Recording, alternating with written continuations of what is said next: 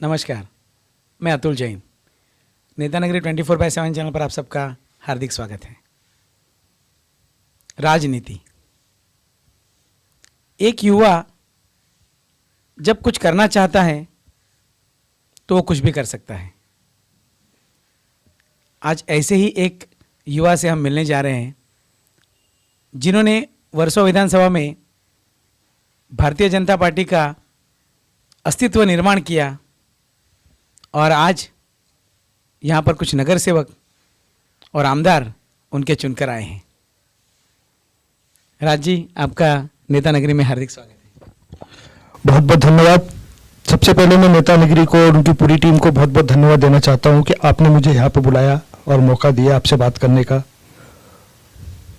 और पिछले कई दिनों से मैं नेता नगरी के बारे में सुनता आ रहा हूँ कि इतना अच्छा काम आप लोग यहाँ पे कर रहे हैं और मैं चाहता हूँ, मेरी हार्दिक शुभकामनाएं आपके साथ में है कि आपका पूरा चैनल और आप इसको दिन दूनी रात चौगनी इसको तरक्की करें और लोगों में जाकर, जैसा बोला जाता है कि एक प्रेस या न्यूज चैनल एक चौथा स्तंभ माना जाता है इस समाज का। उस समाज के जरिए में आप जिस तरह से इतना अच्छा काम करते आ रहे हैं, हमारी शुभकामना, हार्दिक शुभकामना आपके साथ में। Raj ji, thank you. राज जी, आप पिछले कई सालों पहले एक युवा नेता के रूप में उभरे और वर्सों विधानसभा में जब कुछ नहीं था, भारतीय जनता पार्टी का अस्तित्व नहीं था, उस समय आपने कार्यकर्ताओं को जोड़ा और जोड़ने के बाद आज आप भारतीय जनता पार्टी के उपाध्यक्ष हैं, तो जिला उपाध्यक्ष हैं। तो आज आपको कैसे लग रहा है? आज आपके वहाँ पे कुछ नगर सेवक है, आमदार चुनकर आए हैं, आपकी मेहनत रंग लाई। सबसे पहले मैं आपको बताना चाहूँगा कि भारतीय जनता पार्टी जब, इसके पहले जनसंघ था, जनसंघ के बाद भारतीय जनता पार्टी जब 1980 में अटल जी के नेतृत्व में उन्होंने जब भारतीय जनता पार्टी का निर्माण किया और नींव रखी, तब भी कुछ नहीं था। वर्सों विधानसभा की बात, जैसा आपने बोला है कि वर्सों विधानसभा में आपने नींव रखी। वर्सों विधान जिस पार्टी ने मुझे यहाँ का दायित्व दिया था, मुझे यहाँ पे काम करने का मौका दिया, उन्होंने मुझे एक जिम्मेदारी दी। उस जिम्मेदारी को निभाते हुए मैं वर्सों विधानसभा में जितना अच्छा हो सका उतना अच्छा करने की कोशिश किया हूँ और आगे भी करता रहूँगा।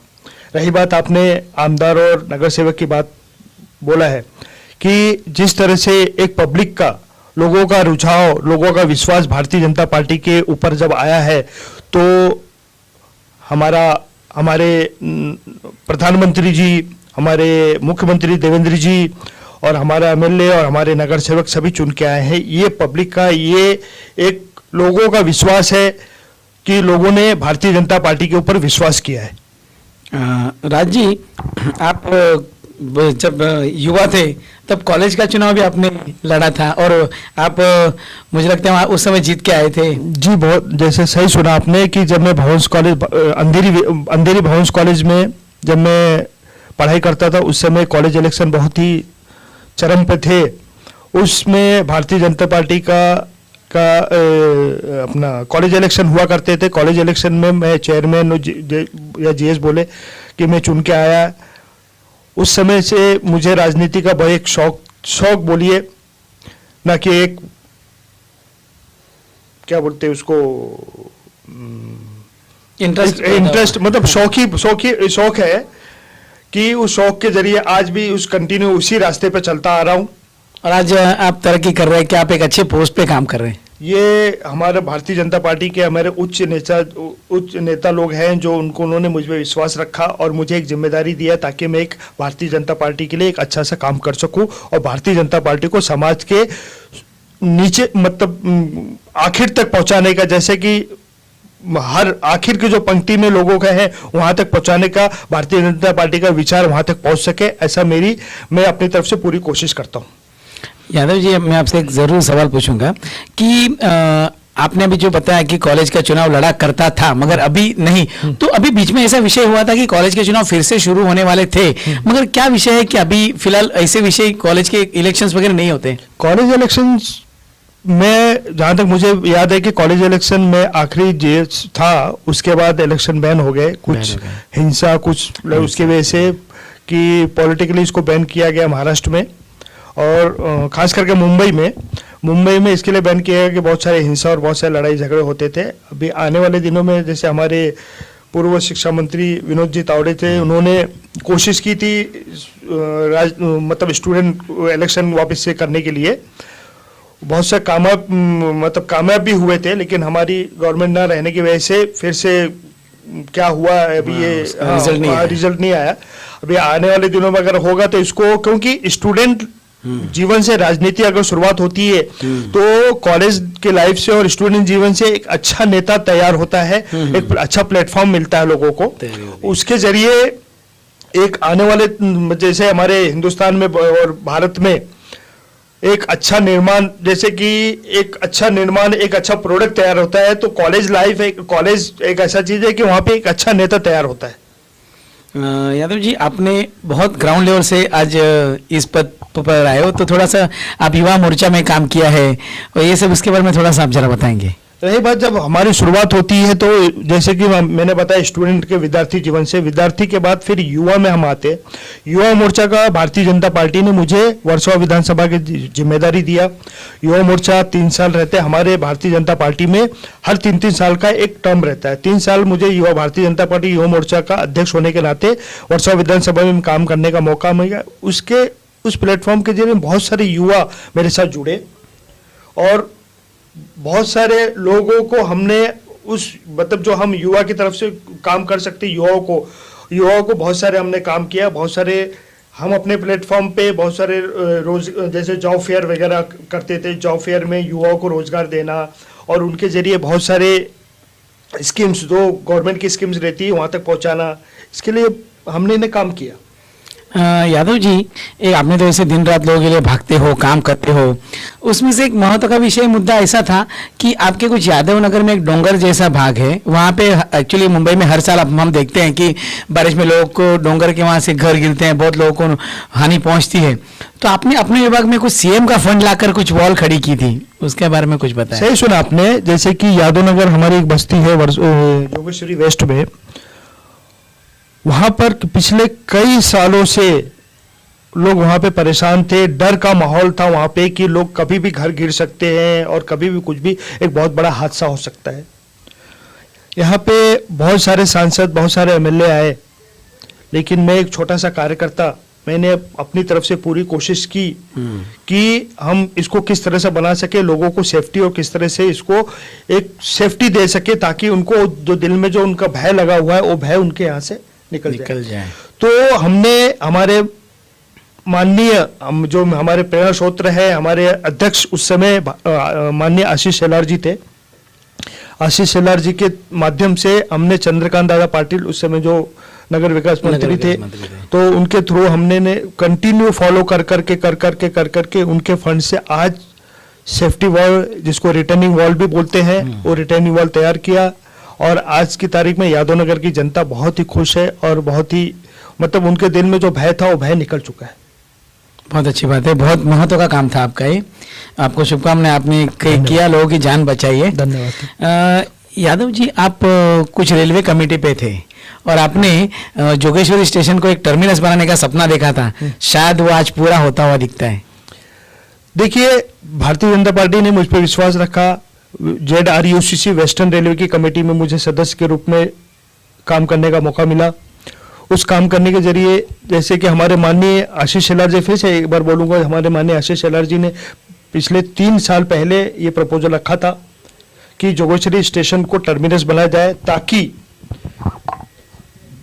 और भी जो टर्मिनस है, ये मुंबई का 4था टर्मिनस है, और बाकी टर्मिनस पे ज़्यादा लोड ना आके इसको डिवाइड किया जाए और ये अच्छा लोगों को एक अच्छी फैसिलिटी मिले। और मैंने ZRUCC की कमेटी में हमने मीटिंग में रखा कि जोगेश्वरी स्टेशन को एक अच्छा स्टेशन, एक आदर्श स्टेशन बनाया जाए, ताकि यहाँ पे हर फैसिलिटी मिले और लोगों को अच्छी सुविधा हो। यहाँ के विभाग के लोग अपने गांव तक यहाँ से पहुँच सके, यहाँ तक कि लोकल स्टेशन हो भी है। और उसी के एक जैसे टर्मिनस की मांग रखते हुए हमने बोला था, आज यहाँ पे आशीष शेलार जी के माध्यम से, हमारे रेल मंत्री के माध्यम से आज यहाँ पे जोगेश्वरी टर्मिनस का काम का प्रपोजल पास हो गया है। अभी वो और भी बहुत सारे जो प्रोसेस होता है, उस प्रोसेस में आगे बढ़ चुका है और आने वाले दिनों में यहाँ पर साउथ की गाड़ियाँ, राजस्थान की गाड़ियाँ, गुजरात की गाड़ियाँ यहाँ से जाएगी। और ये जोगेश्वरी जो स्टेशन है, चौथा जो टर्मिनस है, और बाकी जो टर्मिनस के ऊपर एक अच्छा लोड यहाँ पे कम होगा और यहाँ से शुरुआत होके गुजरात, राजस्थान और साउथ के लिए यहाँ पे जाने के लिए गाड़ियाँ स्टार्ट हो जाएगी। और इसके लिए इस प्रोसीजर को थोड़ा वक्त लगेगा और आने वाले दिनों में जोगेश्वरी वासियों के लिए एक अच्छी खुशखबरी है। अभी देखिए, आपने जो बात कही इससे लोग तो बहुत उत्साहित होंगे कि हमारे यहाँ से इतना बड़ा प्रोसेस शुरू होने वाला है, लेकिन आप अगर बता सकते हैं कि ये कब तक शुरू होने वाला है, तो लोग एक अपेक्षा रखेंगे कि कहाँ तक, कब तक शुरू हो जाएगा। अपेक्षा बात सही है, आज शुरुआत तो हुई कम से कम। हाँ, नहीं यानी 6 महीने, साल, 2 साल प्रोसीजर होने के लिए कुछ वक्त लगता है, पेपर वर्क नहीं, आपके अंदर से कितना टाइम लग सकता है इसके लिए? प्रोसीजर होने के लिए जहां तक रेल मंत्री, ये 1 साल 1.5 साल में होना चाहिए। 1-1.5 साल में होना चाहिए। मेरी जहां तक मुझे जानकारी है कि हमारी जीएम से ही बात हुई, मीटिंग में मैंने बात रखी, तो ये हो गया। और आपको एक बात और मैं रखना चाहता हूं कि वसई स्टेशन के लिए भी मैंने मांग की है। अच्छा। कि वहां पर उत्तर भारत और बिहार के लिए जो गाड़ियां चलाई जाए वहां से, वो गाड़ियां नाला सोपारा, वसई, विरार, जो वहां की पब्लिक जो बड़ी संख्या में लोग हैं, उत्तर भारतीय जो बड़ी संख्या में है, हम उत्तर भारतीय लोग वहां पे बड़ी संख्या में है, वो वहां पे आके कुर्ला, वीटी, चर्च गेट वगैरह में जो अपना मुंबई सेंट्रल में जो परेशान होते हैं बेचारे, तो उनको वहीं पे फैसिलिटी मिल जाए ताकि वो भी डिवाइड हो जाए और वो भी परेशान ना हो, भीड़ ना हो, और वहीं से एक उत्तर भारत के लिए, बिहार के लिए गाड़ियां भी स्टार्ट की जाए। ऐसा प्रपोजल मैंने रखा है, अभी कभी मान्य होता है, वो है, देखते हैं। बहुत बड़ी बात है, आपको बहुत बहुत शुभकामनाएं इस बात के लिए। यादव जी, दूसरे एक विषय ऐसा है कि हम कुछ दिन पहले हमें एक कॉल आया था नेता नगरी चैनल को कि आप मिलत नगर में आए, यहाँ एक प्रेस कॉन्फ्रेंस हम लेने वाले हैं, तो आप वहाँ पे ज़रूर आए। तो हमें भी इस विषय का इतना कुछ पता नहीं था, लेकिन बाद में वहाँ जाकर पता चला कि कुछ दिनों पहले वहाँ पे एक कुछ चैनल के माध्यम से एक विषय चलाया गया था कि जैसे कि वहाँ के एमएलए हैं, कॉरपोरेटर है, तो वो वहाँ पे कुछ काम करते हैं तो वो भी आधा अधूरा छोड़ देते हैं, ऐसा करके कुछ लोग का विषय वहाँ पे था। तो मिलत नगर के लोग खास तौर से हम भी अचंभित हो गए कि इतनी कॉन्फ्रेंस लेके बात बताने वाली क्या है। तो उसमें ऐसा पता चला कि वहाँ के एमएलए हैं, उन्होंने कई सालों से वहाँ पे रास्ते नहीं हुए थे, वो मिलत नगर वाले परेशान थे, कई सालों से एमएलए हो चुके थे वहाँ पे, लेकिन किसी ने कुछ काम किया नहीं था। लेकिन वहाँ पे अभी जो एमएलए हैं उन्होंने बहुत अच्छा काम करके उनको रास्ता, बहुत सुंदर रास्ता बना के दिया। वहाँ पे कुछ पानी जमा होता था, तो वहाँ पे योगी राज कॉर्पोरेटर है 60 के, तो उनके माध्यम से पानी निकालने के लिए कुछ बड़ी मशीन लगाकर वो पानी फ्लो करने के लिए कुछ काम किया गया। और कुछ गटर का छोटा सा विषय था, उसके ढक्कन के ऊपर का विषय लेके बहुत बड़ा राजकारण हुआ था, तो उनको एक खुलासा करना पड़ा था। तो ऐसी क्या बात हो जाती है कि विरोधी पक्ष वाले नेताओं को बदनाम करते हैं और इनको रहवासियों को कॉन्फ्रेंस लेनी पड़ती है। और दूसरी मैं आपको बात ये बताऊंगा कि मिलत नगर ये पूरा एक मुस्लिम विभाग है, और वो पूरे मुस्लिम विभाग में हम जब लोगों से जाना तो 100% लोग एमएलए और नगर सेवक के बारे में बहुत अच्छा बोल रहे थे, और उनके फेवर में आने वाले 20 साल तक हम हैं उनके साथ, ऐसे बता रहे थे। तो चलो आप बताएं कि ऐसा क्या मिसगाइड होता है कि उनको प्रेस कॉन्फ्रेंस लेके बोलना पड़ता है। देखिए, इस समय राजनीति क्या चल रही है आपको मालूम है कि महाराष्ट्र में शिवसेना किस तरह की भ्रष्टाचार की राजनीति यहाँ पे करती आ रही है। और रही बात अपने वार्ड का विकास, आज हमारे वर्सोवा विधानसभा में जितने भी नगर सेवक, जितने भी आमदार हैं, वो एक अच्छा विकास का काम चल रहा है यहाँ पे। और जो भी लोगों की समस्या होती है वो समस्या पूरी करने की कोशिश करते हैं हम लोग, कि हमारे माध्यम से, टेक्निकली माध्यम से जो भी होता है। रही बात प्रेस कॉन्फ्रेंस के लिए, राजनीति होती रहती, सब बताना चाहते हैं कि हमने ये किया, हमने वो किया, हमने ये किया, ऐसा किया, वैसा किया, ये किया। लेकिन जिन्होंने काम किया है जिन्होंने काम किया उनको श्रेय उनको जाना चाहिए। और पब्लिक को मालूम है कि किसने किया, क्या किया, कैसे किया, और पब्लिक आज सब समझदार हो चुकी है, उनको बताने की कोई जरूरत नहीं है।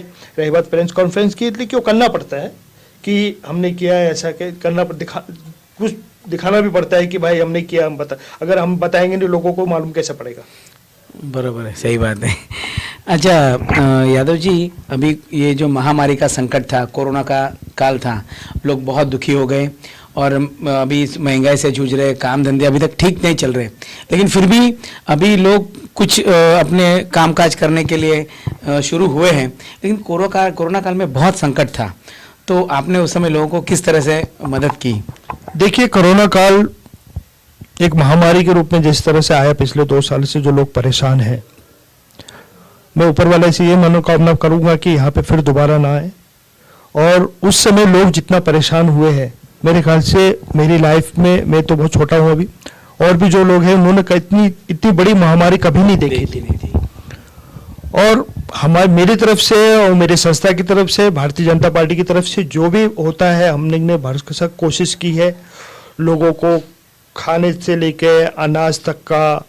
उस समय जो प्रवासी मजदूर जो रेलवे पे जाना है, लोगों को घर तक, गांव तक पहुंचाना, इनका जितना भी कोशिश हुआ हमने किया है। देखिए, ये अगर बोल दिया जाए तो इसका कोई सहायता नहीं होता है। आप समझ जाइए कि हमारी तरफ से जितना भी हो, और हम भी नहीं, हमारे जितने भी लोग थे और भी अन्य लोग जो संस्था से जुड़े हुए लोग थे, और एक छोटे इंसान जो इनकी तरफ से जो होता था, उन्होंने सबने मिलकर कोशिश की है। मैं किसी एक का करूँगा नहीं कि हमने किया, ऐसा नहीं है, सबने मिलकर किया है। और आने वाले दिनों में ऊपर वाले से ये कि ये वापिस जो कोरोना का काल है, महामारी है, ये वापस चला जाए और वापस ना आए तो वो बहुत अच्छा रहेगा। और मुंबा देवी और महालक्ष्मी माता से ये कृपा करूंगा कि आप, अब कोरोना काल से डरने की कोई बात नहीं है, लेकिन फिर भी हमें एहतियात बरतना है। हमें जिस तरह से गवर्नमेंट ने और सेंट्रल गवर्नमेंट ने जिस तरह से हमें गाइडलाइन दी है, उस गाइडलाइन को पालन करना है। वैक्सीनेशन 100 करोड़ पूरे हुए, प्रधानमंत्री जी ने भी व्यक्त किया इस बात का आनंद, और देश ने भी व्यक्त किया। तो बहुत अच्छी बात है कि हम 100 करोड़ के पास पहुंच गए, लेकिन कुछ लोग अभी भी है कि वैक्सीनेशन बाकी है। उसके बारे में आप जरा बताएं कि वैक्सीनेशन। पहली बात तो मैं आपको बताऊंगा कि 100 करोड़ नहीं, 125 करोड़ हो चुका है। 125 करोड़ हो चुका, राइट। 125 करोड़ हुआ है। और वैक्सीनेशन, जैसे हमारे प्रधानमंत्री जी ने बोला है कि वैक्सीनेशन का दोनों डोज लेंगे तो बहुत ही अच्छा रहेगा। और हम लोग भी, और जो बाकी जो काम करने वाले लोग हैं, और सब जगह ये जाके घर घर ये बोल रहे हैं कि आप वैक्सीनेशन लीजिए, वैक्सीनेशन लीजिए, वैक्सीनेशन लीजिए। वैक्सीनेशन लेना एक महामारी का एक 100% नहीं बता सकता हूँ, लेकिन कुछ न कुछ 75%, 85% ऐसी चीज है कि आपको एक सेफ्टी देगा। सही बात है। अभी और मैं आपके माध्यम से नरेंद्र मोदी जी और हमारे शीर्ष नेता जो है, मैं सबका बहुत बहुत धन्यवाद देना चाहता हूं कि इस इतनी बड़ी जनसंख्या में आज इतना बड़ा रिकॉर्ड यहाँ पे हुआ है पूरे विश्व में। आज भारत एक विश्व, बोलते हैं ना, विश्व गुरु होने जा रहा है। विश्व गुरु होने जा रहे हैं, सही बात है। आपको भी बहुत बहुत शुभकामनाएं ये 125 करोड़ वैक्सीनेशन की। और मैं भी लोगों से कहूंगा कि वैक्सीनेटेड हो जाए तो हम कहीं ना कहीं अपने आप को एक सुरक्षित पाएंगे। सर, मैं आपसे ये कहूँगा, आप एक युवा नेता है, तो आपके जो पॉलिटिकल के माध्यम से बोलो या कुछ भी हो, एक जो बच्चों के लिए वैक्सीनेशन आज तक हुआ नहीं है, तो पेरेंट्स भी कहीं खफा है कि क्या हो रहा है। उनके बच्चों की स्टडी के बारे में एक विषय हो रहे हैं जो आज पूरी नहीं हो पा रही, उनको कुछ स्टडी में बहुत तकलीफ आ रही है, उनके कुछ साल पीछे जा रहे हैं स्टडी में। तो मैं आपके माध्यम से कहना चाहूँगा कि अगर हो सकता है तो उसके ऊपर भी आप लोग ध्यान दें कि बच्चों का वैक्सीनेशन जरा जल्दी हो, तो बहुत अच्छी बात है। वैक्सीनेशन बच्चों का बहुत जल्दी हो जाएगा, उसका टेस्टिंग चालू है। क्योंकि एक जल्दबाजी में ला के वैक्सीनेशन बच्चों को देना तो अच्छी बात नहीं है। उसका टेस्टिंग करना, उसको बाकायदा पूरा टेस्ट, जितने भी जो टेस्टेज होते हैं उनका पूरा कंप्लीट होने के बाद, क्योंकि बच्चों का मामला है, बच्चे हमारे देश के भविष्य है, तो उनको पूरा तरह से अच्छी तरह से देखने के बाद, पूरा टेस्टिंग करने के बाद ही लगे हैं। रही बात ऑनलाइन क्लासेस की, बच्चे हैं ठीक है ऑनलाइन क्लासेस, लेकिन बच्चों की सेफ्टी भी रखना बहुत जरूरी है। सही बात। बहुत जल्दी ही बच्चों का वैक्सीनेशन आने वाला है। और मैं आपके माध्यम से ये आपके माध्यम से नेतागिरी के चैनल के, नेता नगरी के चैनल के माध्यम से ये बोलना चाहूँगा कि बच्चों की वैक्सीनेशन जैसे भी आए तो लेना। ये हम उसको मतलब उनको ये मत करिए कि हमको नहीं लेना है। जैसे बीच में मैं देखा था कि बीच में हाँ, misguide करते थे, misguide करते थे। बहुत से लोग मिसगाइड थे। उन्होंने बोला था कि आप वैक्सीनेशन लेंगे तो ये होगा वो होगा, ऐसा कुछ नहीं है। ये साइंस ने पूरा इसको स्टडी करके तब ये आया है। और इसीलिए बच्चों का जब वैक्सीनेशन आएगा तो बच्चों का वैक्सीनेशन लगाइए, बच्चों को सेफ रखिए उनको, और जो गवर्नमेंट का गाइडलाइन है उसको पालन करिए, उसको मानने की वो करिए, कोशिश करिए। यादव जी, मैं आपसे एक बहुत बड़ा सवाल करने जा रहा हूँ, उसका आप मुझे प्लीज ध्यान से जवाब दीजिए कि आज के समय ऐसी परिस्थिति है कि पेरेंट्स लोग भी बहुत परेशान है। मुझे भी कुछ पेरेंट्स लोग ने, मेरे पास भी कंप्लेंट्स आई थी कि बात ऐसी है कि जो फीस वगैरह मांगी जाती है, स्कूल चालू ना होने के बाद फीस मांगना ठीक है, लेकिन उसके बाद जो एक्टिविटीज फीस वगैरह जो होती है वो बहुत लंबे रुपए में बढ़ जाती है, जाकि जैसे कि नॉर्मल फीस हो तो इंसान भर भी सके, लेकिन एक्टिविटी फीस के बाद उनके पास वो ताकत नहीं है आज के समय में कि वो आज खाली हो चुका है, पब्लिक के पास पैसा नहीं, जनता के पास। तो आज विरोधी पक्ष नेता आपने बहुत मजबूत है, लेकिन शिक्षण मंत्री बोलने के बावजूद भी कि भाई कोई कॉलेज स्कूल फीस पूरी नहीं लेगा तो उसमें कुछ रियायत नहीं दी जाती, लेकिन विरोधी पक्ष नेता के रूप में आप लोग को आगे थोड़ा ध्यान देना पड़ेगा, क्योंकि जब स्कूल स्टार्ट होगी तो बहुत कंप्लेंट ऐसा ही है कि बच्चे को अंदर लिया नहीं जाएगा, ऐसा होगा। ऐसा बहुत सारे कंप्लेंट मेरे पास भी आए हैं स्कूलों की कि फीस नहीं भरने पे उनको क्लासेस नहीं कर है, रिजल्ट नहीं दिया जा रहा है। लेकिन हम अपने, हमारे जो शीर्ष नेता है, हमारे जो वरिष्ठ है, देवेंद्र जी, आशीष जी, मंगल प्रभात तोड़ा जी, और हमारे अमित साटम जी, अतुल भातलकर जी, संतोष जी मेडकर, हमारे जो जिला अध्यक्ष हैं, उनके नेतृत्व में हम लोग काम कर रहे हैं। उनके माध्यम से जब शिक्षा के विभाग में जो चर्चा निकली थी तो ये गवर्नमेंट ने, जब विपक्ष ने उनको दबाव दिया तो गवर्नमेंट, उन्होंने बताया कि 30% फीस जो कम किया जाए। बहुत जगह स्कूलों में हुआ है, ऐसा नहीं कि नहीं हुआ है, लेकिन फिर भी बहुत सारे स्कूलों में नहीं हुआ है। तो फिर भी जैसा आपने बताया कि ऐसा फिर भी हो रहा है, तो अपने जो शीर्ष नेता है उनसे हम बात करेंगे, फिर भी जरूरत पड़े तो पत्रक भी निकालने की कोशिश कीजिएगा, करेंगे हर स्कूल को। और उनसे ये बोलना चाहेंगे कि आपके गाइडलाइन के बावजूद, आपने जो नोटिस दिया, नोटिफिकेशन दिया, उसके बावजूद भी बहुत सारे स्कूल ऐसा नहीं कर रहे। उसका आपके बयान पे हम लोग ध्यान देंगे। सही बात है। Thank you Yadav ji. यादव जी, अभी केंद्र में मोदी जी की सरकार है और राज्य में महाविकास आघाड़ी की सरकार है, लेकिन महंगाई का मुद्दा लेकर विरोधी पक्ष बहुत जोर शोर से ये मुद्दे को उठा रहे हैं। तो भारतीय जनता पार्टी इसके बारे में क्या सोच रही है कि आगे किस तरह लोगों को जवाब देगी, क्योंकि ये आपके ऊपर एक बड़ी जवाबदारी है कि महंगाई, इस विषय को लेकर लोग भी गुस्से में हैं। मैं आपकी बात मानता हूँ, महंगाई ठीक है, महंगाई जैसा आपने मुद्दा रखा, मैं एक एग्जांपल दूंगा।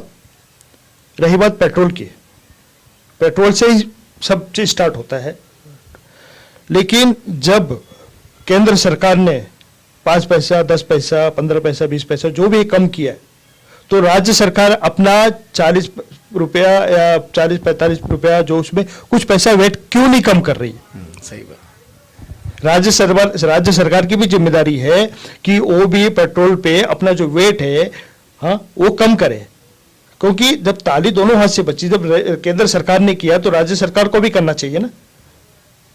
तो लोग ये समझना चाहिए कि जब केंद्र सरकार आपकी बातों को ध्यान में रखते हुए उन्होंने महंगाई कम किया है, पेट्रोल कम किया है, लेकिन राज्य सरकार को भी करना चाहिए। और मैं आपके माध्यम से, नेतागिरी के माध्यम से मैं आपको ये सबको बताना चाहूंगा कि आप ये बातें वहां तक रखिए और ये बोलिए कि जब, और इस पे हम लोग हर विधानसभा वाइज हर पेट्रोल पंप पर एक मोर्चा लेने जा रहे हैं कि जितने भी पेट्रोल पंप पे, जितने भी पेट्रोल स्टेशन हैं, कि आप लोग, हमारा सरकार इस पेट्रोल पंप वेट कम करे। सही बात है।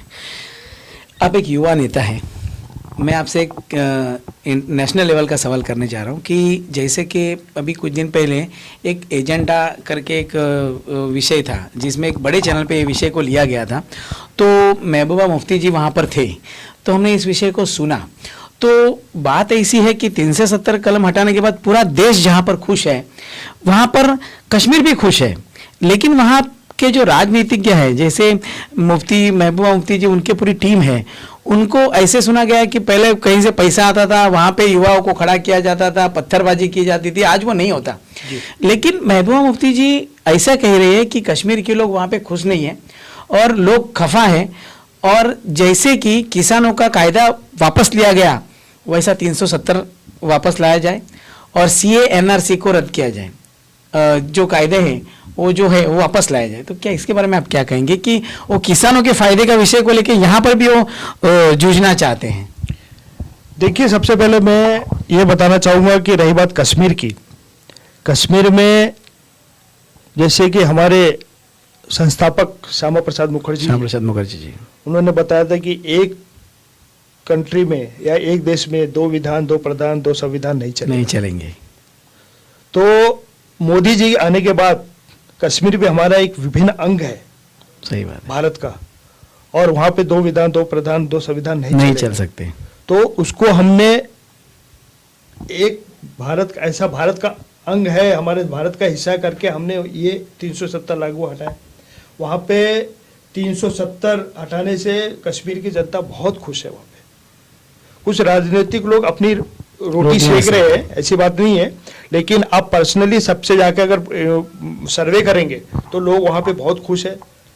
आज लाल चौक जो हमारे हिंदुस्तान का जो एक अंग था, वहाँ पे हम भारत का झंडा नहीं फहरा सकते थे वहाँ पे।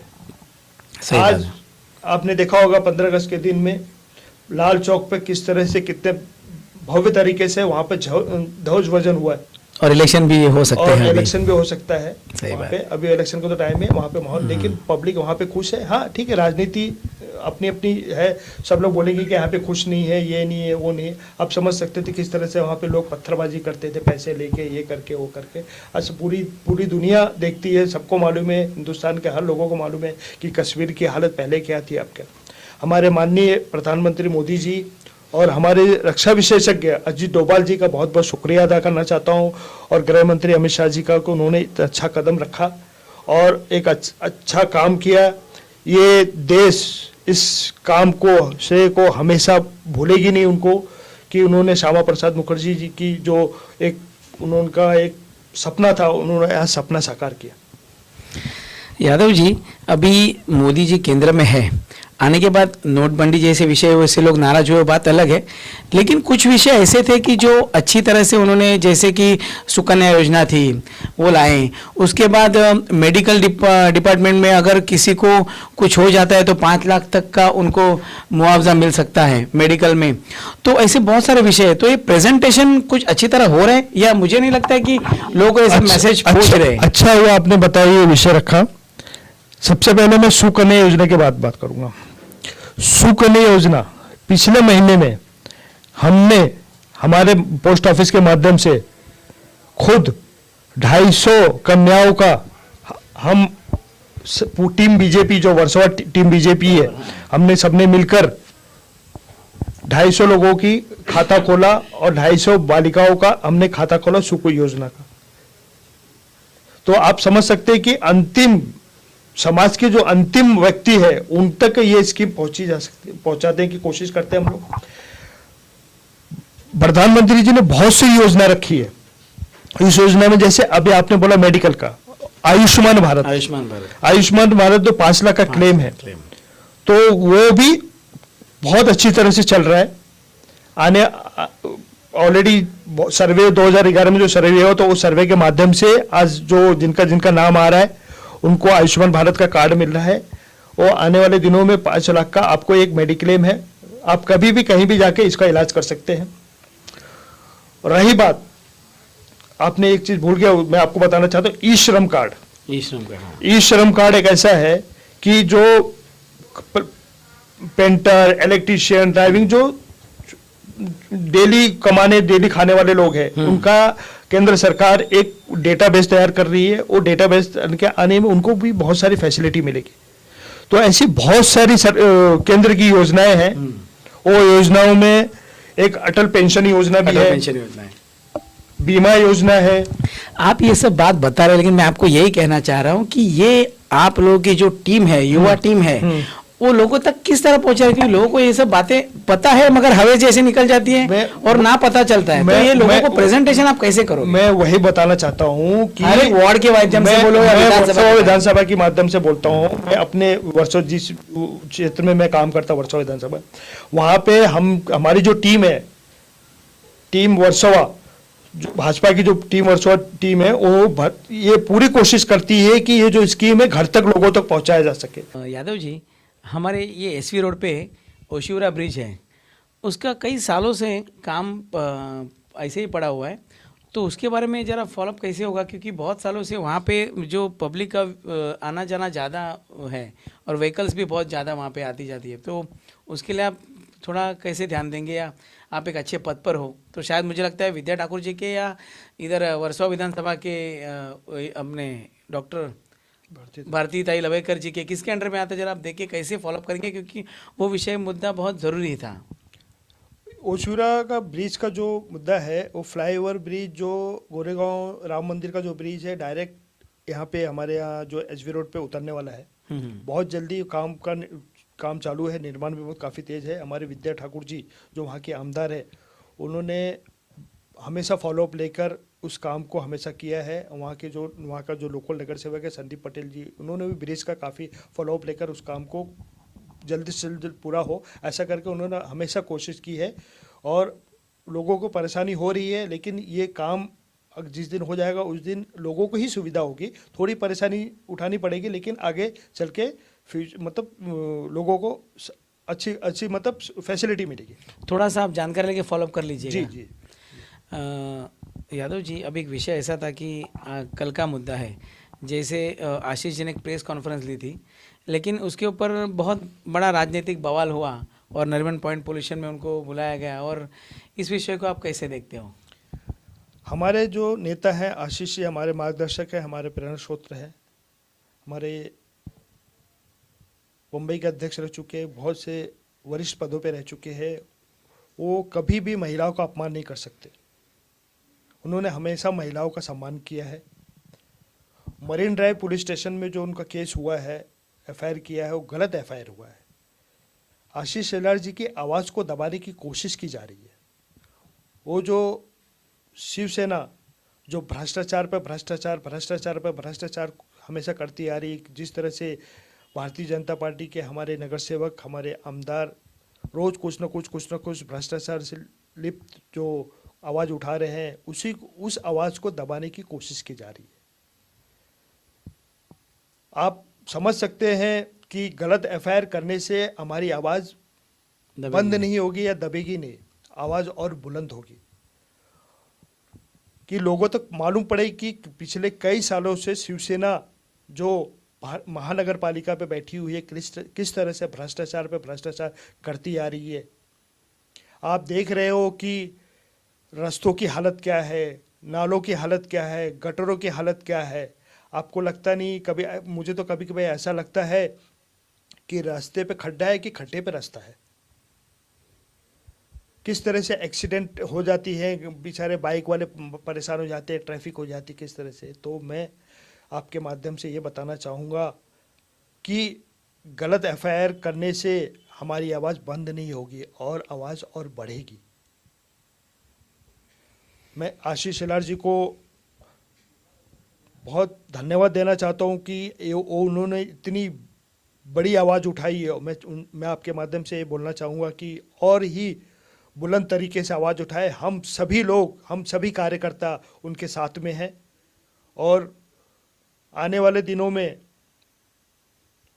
और भी बहुत सारे भ्रष्टाचार की जो कड़िए पे कड़िए जो चलते आ रहे हैं और भी बहुत सारे उजागर होने वाले हैं। तो एफआईआर करने से उनकी आवाज़ बंद नहीं होगी। अभी यादव जी, आने वाला महानगर पालिका का चुनाव बहुत नज़दीक है और आप तो देख चुके हैं कि पिछला इलेक्शन जो हुआ था वो युति के माध्यम से हुआ था और लोगों ने भर भर के वोट दिए थे शिवसेना भारतीय जनता पार्टी को वोट। और जैसे सत्ता बननी थी तो बीजेपी को साइड में कर दिया गया और महाविकास आघाड़ी की सरकार बनी।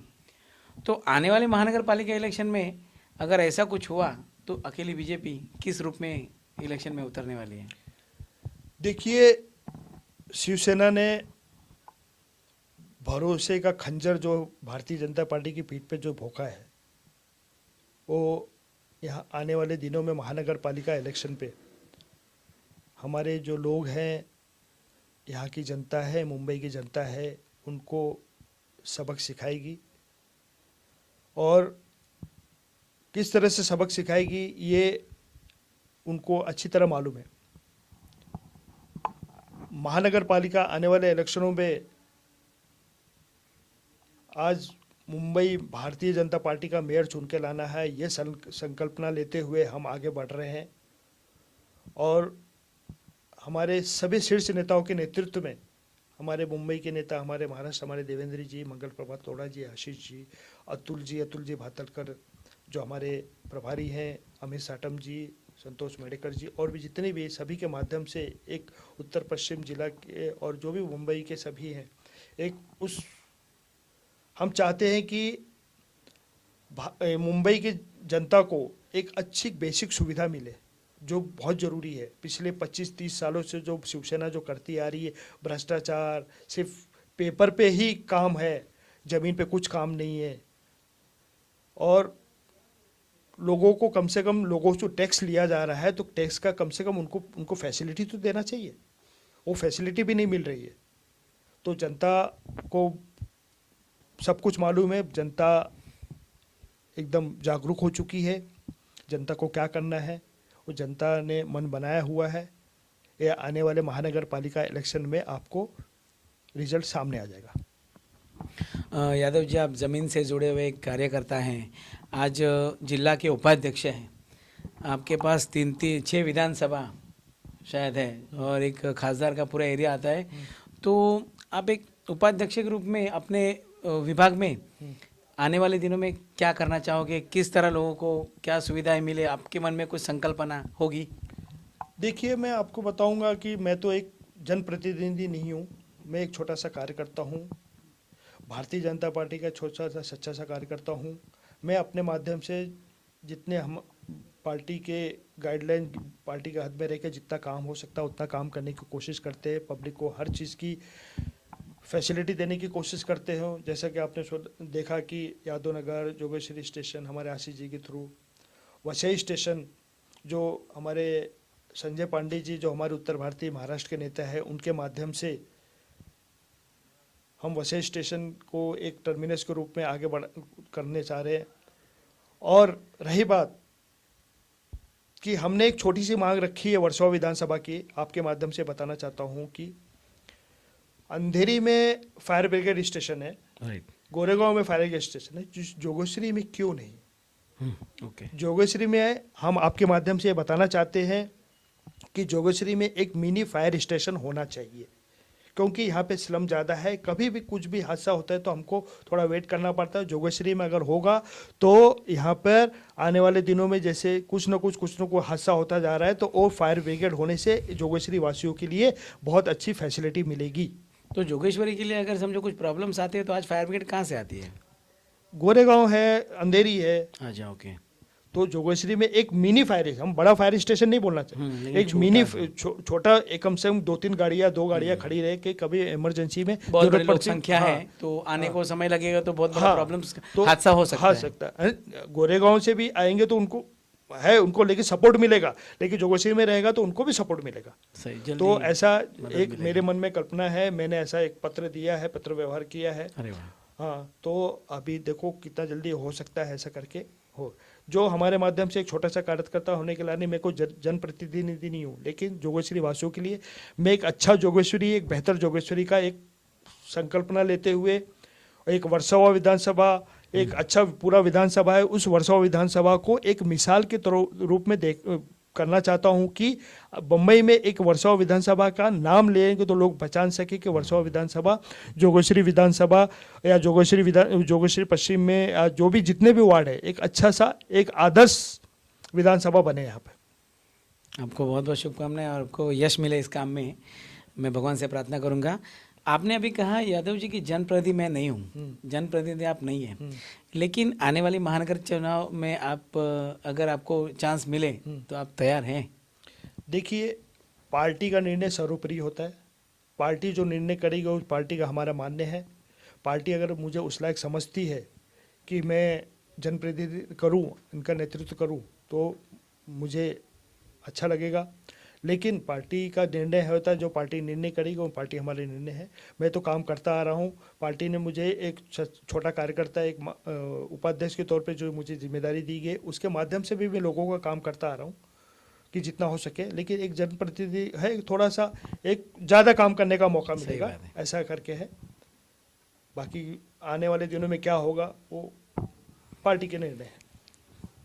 तो ये थे राज यादव जी, जो पिछले कई सालों से जनप्रतिनिधि नहीं है, लेकिन लोगों की मन बहुत अच्छी तरह से सेवा कर रहे हैं और दिल से सेवा कर रहे हैं। उन्होंने अभी भी अपेक्षा नहीं की है कि मैं कोई टिकट लेकर चुनाव लड़ूं, लेकिन पार्टी ने अगर समझा तो मैं ज़रूर चुनाव लड़ूंगा, ऐसा उन्होंने ईमानदारी से, एक अच्छा लायक कार्यकर्ता कहता है वैसा उन्होंने कहा है। तो मैं उनको आने वाले भविष्य के लिए बहुत बहुत शुभकामनाएं देता हूं। राज्य आपको बहुत बहुत शुभकामनाएं। थैंक यू, आपने आज समय दिया। मैं अतुल जैन, नेता नगरी 24/7 चैनल पर। Thank you. जय हिंद, जय महाराष्ट्र। बहुत बहुत धन्यवाद, आपने मुझे बुलाया यहाँ पे, इसके लिए मैं आप सभी का आभारी हूँ। धन्यवाद।